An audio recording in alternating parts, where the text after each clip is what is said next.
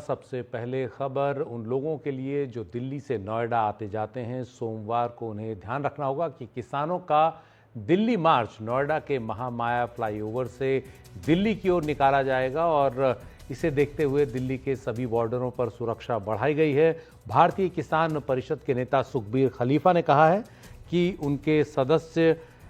दिल्ली की तरफ कल मार्च करेंगे महामाया फ्लाईओवर से दिल्ली की ओर और नए कृषि कानूनों के तहत ज़्यादा मुआवजे की मांग और अन्य सुविधाओं को लेकर वो ये मार्च करने जा रहे हैं। और इस मार्च के चलते दिल्ली और जो यूपी के बॉर्डर हैं, ख़ासतौर पर नोएडा बॉर्डर, उस पर सुरक्षा काफ़ी ज़्यादा बढ़ा दी गई है। और इसके अलावा कई और किसान संगठन भी हैं जो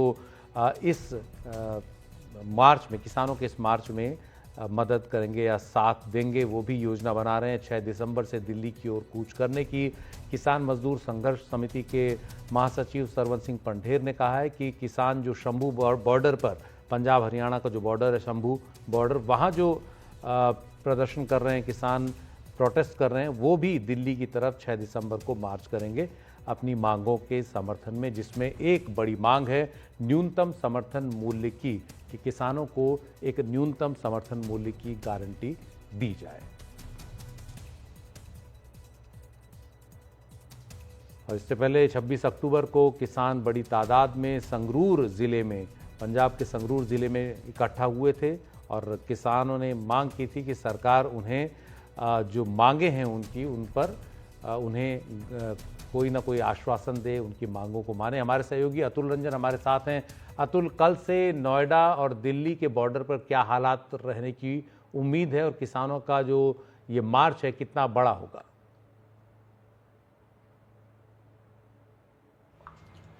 देखिए, कल जो है 2 दिसंबर जो है उस दिन जो है सुबह से ही आप देख सकते हैं कि जो वेस्टर्न यूपी है, जो पश्चिमी उत्तर प्रदेश है, उसके अलग अलग इलाकों से किसान जो है अलग अलग किसान संगठनों के बैनर तले जो है वो दिल्ली की ओर मार्च करेंगे। बताया जा रहा है कि जो दोपहर 12 बजे का जो वक्त तय किया गया है कि वहां पे जो है महामाया फ्लाईओवर के नीचे तकरीबन 14 किसान संगठन और उससे जो अफिलिएटेड और जो किसान है,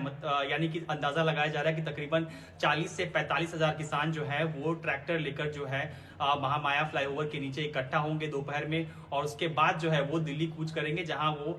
जो प्लान है कि जो संसद है उसका घेराव करना है। बताया जा रहा है कि जो किसान है वो जो है जेवर में इंटरनेशनल एयरपोर्ट बनने के बाद जो वहां पे जो जमीन अधिग्रहण हुआ है,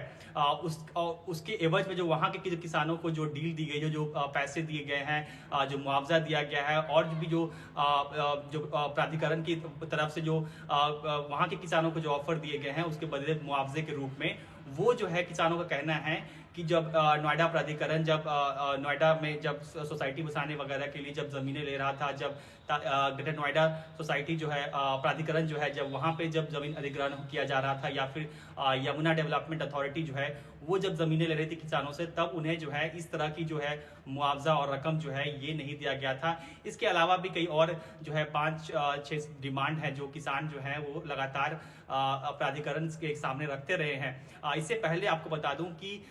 जो परी चौक के पास जो नॉलेज पार्क 3 में जो ग्रेटर नोएडा प्राधिकरण का जो कार्यालय है, वहां पे लगातार किसान जो है, किसानों के कई संगठन जो है काफी हफ्तों से जो है वहां पे डटे हुए थे। उसके बावजूद हालांकि उनके जो मांगे हैं उस पर कुछ खास सुनवाई नहीं हुई। उसके बाद पिछले कुछ दिन पहले जो है यमुना प्राधिकरण का जो कार्यालय है वहां पे जो है किसान जो है लगातार